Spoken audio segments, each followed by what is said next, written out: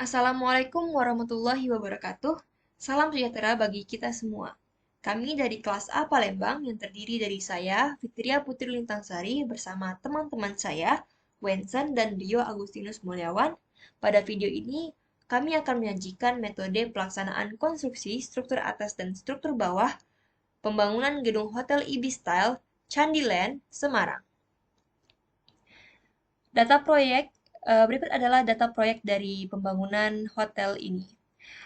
Lokasi proyek terletak di Jalan Diponegoro, nomor 24 hingga 38 Semarang, dengan data teknis sebagai berikut.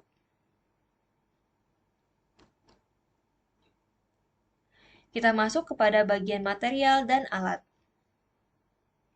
Material konstruksi yang digunakan pada proyek pembangunan hotel ini, yang pertama adalah beton ready mix, lalu perekat beton dengan perbandingan 1:1, lalu baja tulangan ulir dengan jenis D10, D16, D19, D22, dan D25. Lalu yang terakhir adalah backing yang terdiri dari plywood setebal 15 dan 18 mm, paku, kawat ayam, beton tahu, bahan stop cor, dan air. Berikut merupakan gambar dari material konstruksi yang sudah disebutkan sebelumnya.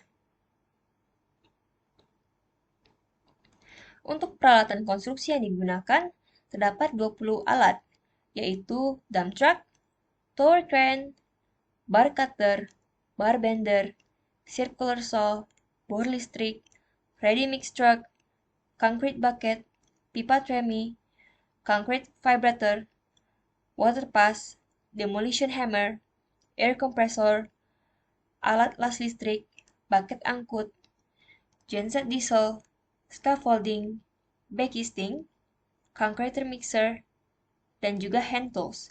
Hand tools dapat berupa seperti gergaji, palu, atau tang. Berikut merupakan gambar peralatan konstruksi yang sudah disebutkan sebelumnya.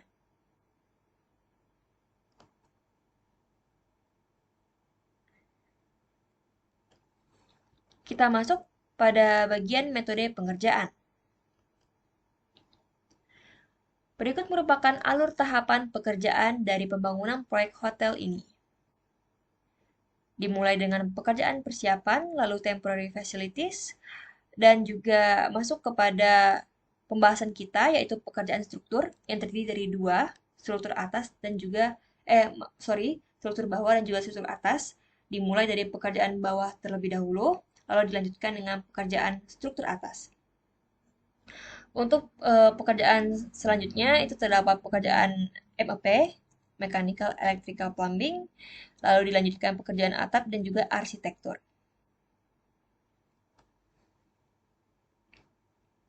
Kita mulai penjelasannya dari struktur bawah.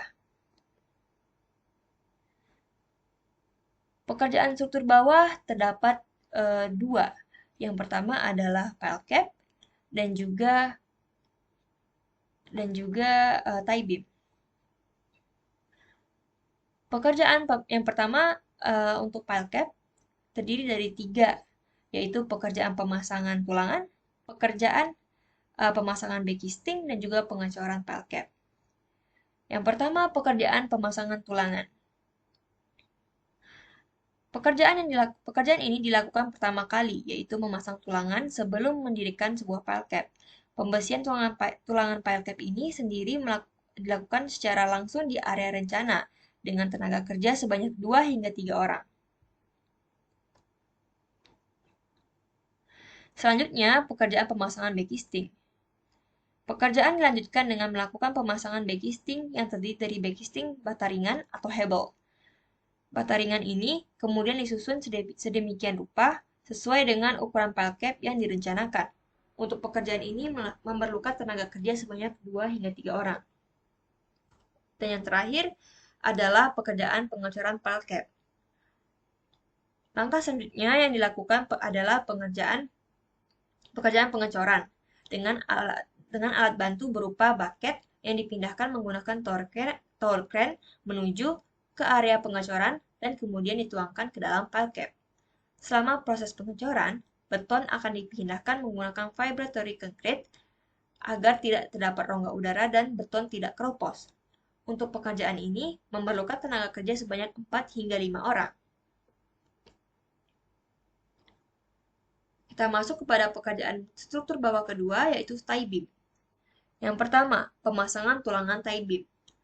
Langkah pertama yang dilakukan yaitu memasang tulangan tie beam sesuai dengan shop drawing yang sudah disiapkan. Tulangan akan dipotong dan dirakit sesuai dengan rencana sebelum akhirnya tie beam didirikan. Untuk pekerjaan ini memerlukan tenaga kerja sebanyak 3 hingga 4 orang. Lalu selanjutnya adalah pekerjaan pemasangan backisting tie beam. Backisting yang digunakan merupakan bata ringan karena lokasi tie beam berada di bawah tanah. Untuk pekerjaan ini memerlukan tenaga kerja sebanyak 2 hingga 3 orang. Dan yang terakhir adalah pekerjaan pengecoran tie beam. Dengan alat bantuan berupa bucket yang terpasang pada pipa tremi dan kemudian dipindahkan menggunakan tower crane menuju area pengecoran lalu dituangkan ke dalam tie beam. Selama proses pengecoran, beton akan dipadatkan menggunakan vibratory concrete agar tidak terdapat rongga udara dan beton tidak keropos. Untuk pekerjaan ini memerlukan tenaga kerja sebanyak 4 hingga 6 orang. Kita akan masuk selanjutnya kepada struktur atas. Struktur atas sendiri terdiri dari kolom, selanjutnya balok dan plat lantai, lalu dilanjutkan dengan pekerjaan shear wall, dan juga yang terakhir adalah pekerjaan tangga sehingga terdiri dari 4 poin dari pekerjaan struktur atas. Kita mulai yang pertama dari pekerjaan kolom terlebih dahulu. Yang pertama, pekerjaan pemasangan tulangan kolom. Langkah awal yang perlu dilakukan adalah memasang tulangan kolom. Adapun tulangan kolom yang digunakan sudah dirakit di area fabrikasi tersendiri untuk mempermudah proses pembesian. Untuk pekerjaan perakitan tulangan dapat dilakukan oleh tenaga kerja sebanyak 3 hingga 4 orang. Adapun proses pembesian kolom dilakukan dengan memotong baja tulangan sesuai dengan rencana menggunakan bantuan dari bar cutter dan juga bar bender. Setelah itu, tulangan tersebut dirakit menjadi dirakit menjadi sebuah kolom sesuai dengan gambar rencana dengan panjang sambungan 40D. Selanjutnya, dilakukan pemasangan sengkang dengan baja tulangan D10 yang dipasangkan pada tulangan utama menggunakan kawat yang kemudian dikencangkan menggunakan tang. Kemudian, tulangan yang sudah dirakit tersebut diangkat dan dengan bantuan tower crane dan diikat menggunakan kawat di area yang sudah ditentukan. Selanjutnya, pemasangan backisting kolom. Untuk pekerjaan kolom di proyek Candyland ini menggunakan 2 jenis backisting, yaitu backisting konvensional menggunakan kayu plywood merek Corniplex dan backisting plat baja. Adapun backisting dirakit terlebih dahulu di daerah fabrikasi oleh 4 hingga 5 orang pekerja sebelum akhirnya dibawa menuju area pengecoran. Untuk backisting plat baja sendiri digunakan pada beberapa titik karena sifatnya lebih awet dan tahan lama dibandingkan dari backisting yang konvensional. Namun, sebelum melakukan pengecoran, backisting akan dilumuri terlebih dahulu dengan solar untuk memudahkan proses pelepasan backisting setelah pengecoran agar beton tidak menempel pada backisting. Selanjutnya, pekerjaan pengecoran kolom. Proses pengecoran kolom menggunakan beton ready mix yang merupakan campuran beton siap pakai. Campuran beton yang digunakan memiliki mutu K350 yang disuplai oleh 4 pihak, yaitu PT Jaya Mix, PT Pionir Beton, PT Budi Mulya, dan PT Holcim Indonesia. Pengecoran dilakukan oleh tenaga kerja sebanyak 4 hingga 5 orang. Untuk proses pengecoran sendiri diawali dengan pengangkutan beton ready mix dari batching plant menuju lokasi pelaksanaan proyek dengan bantuan truck mixer. Sebelum pengecoran kolom dilakukan, Pada bagian dasar kolom akan diberi pelekat beton berupa campuran air dan lem beton agar beton lama dan beton baru menempel dengan baik. Kemudian, beton ready mix akan dituangkan dari mixer truck ke dalam concrete bucket yang kemudian akan dipindahkan menggunakan tower crane. Saat mencapai area pengecoran, beton akan dialirkan menuju ke kolom dan dengan pipa treming. Selama pengecoran akan dilakukan pemadatan dengan menggunakan concrete vibrator agar tidak menimbulkan rongga udara dan beton menjadi padat.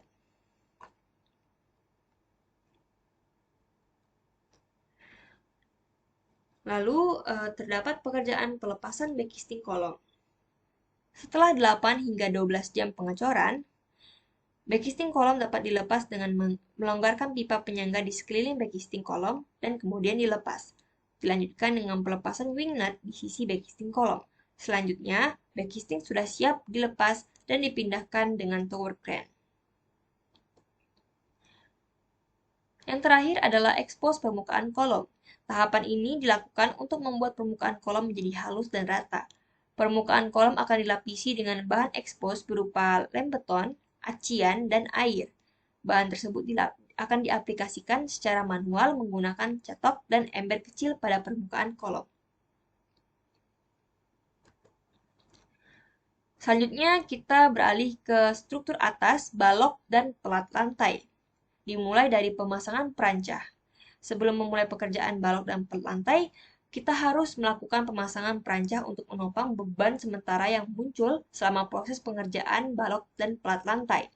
Pemasangan dimulai dengan meletakkan jack base yang kemudian dilanjutkan dengan memasang mainframe di atas jack base tersebut. Untuk satu mainframe dibutuhkan 2 jack base. Mainframe ini sekaligus berfungsi untuk sarana naik turun pekerja. Selanjutnya akan dipasang cross brace untuk mengikat mainframe dengan bantuan kawat benrat agar lebih kuat. Apabila diperlukan, akan dipasang joint pin untuk menyambung antar mainframe. Jika tidak, maka dapat dilanjutkan dengan pemasangan jack U yang diletakkan di atas mainframe. Setelah semua komponen terpasang, akan dipasang balok gelagar di atas jack U. Selanjutnya pemasangan backcasting, balok, dan pelat lantai. Backcasting yang digunakan berupa backcasting konvensional yang terdiri dari plywood yang dipotong dan dirakit sesuai dengan kebutuhan gambar rencana. Untuk pekerjaan ini dibutuhkan sebanyak 4 hingga 5 orang tenaga kerja.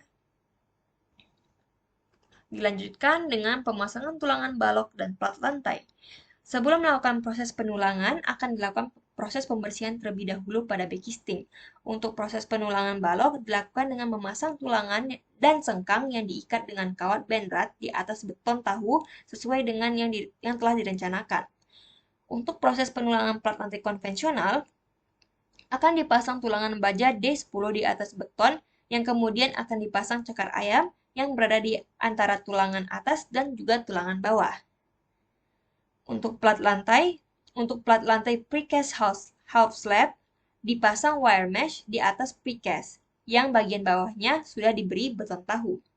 Plat lantai precast ini terlebih dahulu dirakit di area fabrikasi precast dengan penggunaan bahan plat baja dan siku sebagai cetakan yang kemudian akan dipasang tulangan sesuai dengan gambar rencana dan dicor dengan beton ready mix dengan mutu K400.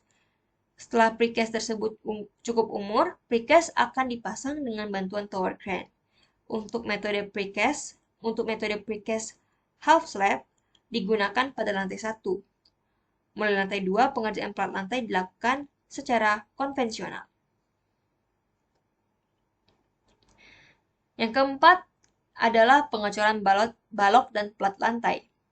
Pengecoran balok dan plat lantai diawali dengan memasang stop cor dengan menggunakan besi hollow dan kawat ayam untuk membatasi area pengecoran dan menjaga agar beton balok dan plat lantai tidak masuk ke dalam kolom. Kemudian akan dilakukan pembersihan area pengecoran dengan bantuan tongkat magnet dan air kompresor untuk menghilangkan sampah logam, sampah ringan, dan juga debu yang ada pada backcasting maupun tulangan. Selanjutnya, akan dilakukan penandaan acuan ketinggian permukaan plat lantai dengan menggunakan paku yang ditandai dengan cat sesuai dengan ketinggian rencana. Lalu akan dilapiskan lem beton yang dicampur dengan air agar permukaan beton yang mengeras dapat menempel dengan baik pada beton baru yang akan dicor. Selanjutnya akan dilakukan proses pengecoran dengan beton ready mix yang dituangkan dengan bantuan bucket dan dipindahkan menggunakan tower crane ke lokasi pengecoran. Adapun beton ready mix yang digunakan memiliki mutu K300.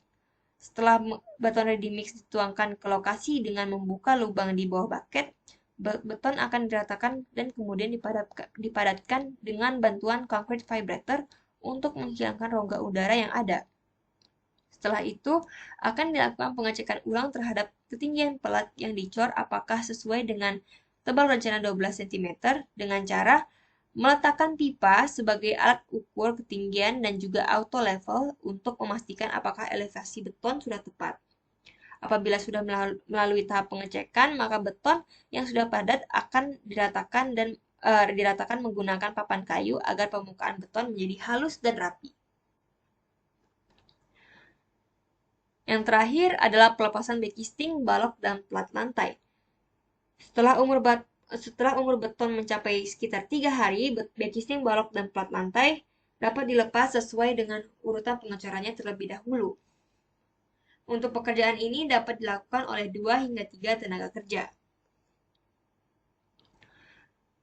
Selanjutnya terdapat shear wall. Pekerjaan shear wall dilakukan yang pertama-tama dengan pemasangan tulangan. Dalam mendirikan shear wall, diperlukan pemasangan tulangan yang sudah difabrikasi. Pemasangan ini menggunakan tower crane yang dikerjakan oleh 6 hingga 7 tukang besi. Setelah itu, dilakukan dengan pemasangan gabus pada tulangan shear wall yang berfungsi untuk mendirikan balok. Yang kedua, pemasangan backisting shear wall.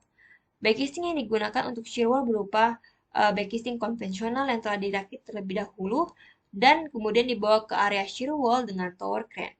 Kemudian dilakukan perkuatan agar backisting yang digunakan dapat menahan beban selama proses pengecoran.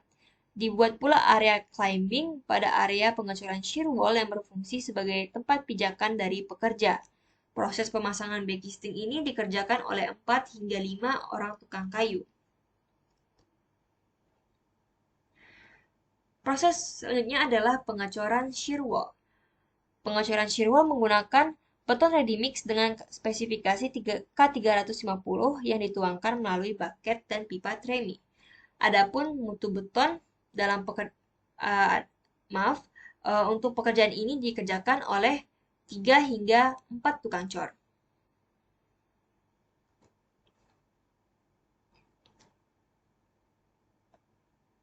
Yang terakhir adalah pekerjaan backisting shear wall. Apabila beton telah mencapai umur 8 hingga 12 jam, backisting dapat dilepas. Dalam pelepasan backisting ini terdapat beberapa tahapan, yaitu pelepasan pipa support pada sekeliling backisting, kemudian pelepasan angkur, dan juga pelepasan serta pemindahan backisting oleh tower crane. Struktur atas yang terakhir adalah tangga. Dilakukan dengan pekerjaan pertamanya adalah pemasangan perancah. Perancah yang digunakan dalam pembuatan tangga sedikit berbeda dengan perancah untuk konstruksi lantai atas pada umumnya, karena perancah yang digunakan harus mampu menahan beban tangga yang memiliki ketinggian yang berbeda-beda. Adapun frame utama pada perancah ini berukuran tinggi hanya 90 cm yang juga menggunakan pipa sebagai penyangganya. Pemasangan perancah ini dilakukan oleh 2 hingga 3 tukang kayu. Selanjutnya, pemasangan backisting tangga. Backisting tangga dibuat dengan bahan plywood yang dipotong sesuai dengan ukurannya, yang menggunakan auto level dan alat penyipat waterpass. Pekerjaan ini dilakukan oleh 2 hingga 3 orang tukang kayu dan 2 tenaga pengukuran. Selanjutnya, dilakukan pemasangan tulangan tangga. Pemasangan besi tangga dilakukan di atas backisting tangga. Tulangan yang digunakan pada proses ini adalah berjenis D10 dan juga D13 yang dikerjakan oleh 2 hingga 3 tukang besi. Selanjutnya dilakukan pengecoran tangga menggunakan bucket dan pipa tremi agar dapat menjangkau lokasi pengecoran. Digunakan pula concrete vibrator yang berfungsi agar beton yang digunakan dapat mengisi seluruh rongga dan dapat padat secara sempurna. Beton yang digunakan adalah beton dengan mutu K300 yang dikerjakan oleh 4 hingga 5 orang tukang cor. Yang kelima adalah pelepasan backing tangga. Setelah 8 hingga 12 jam dari pengecoran, backing tangga pun akan dilepas. Pelepasan backing ini dilakukan oleh 2 hingga 3 orang tukang kayu. Dan yang terakhir adalah pekerjaan ekspos permukaan tangga. Apabila setelah pelepasan backing ditemukan bagian-bagian yang kurang rapi atau bagian yang terdapat lubang, dapat dilakukan dengan ekspos permukaan tangga dengan menggunakan air, semen, dan juga lem beton. Pekerjaan ini dilakukan oleh tukang cor. Baik, maka berakhirlah penjelasan video mengenai metode pelaksanaan konstruksi struktur atas dan struktur bawah dari gedung Hotel Ibis Style Candi Land, Semarang. Sekian dari kami, terima kasih.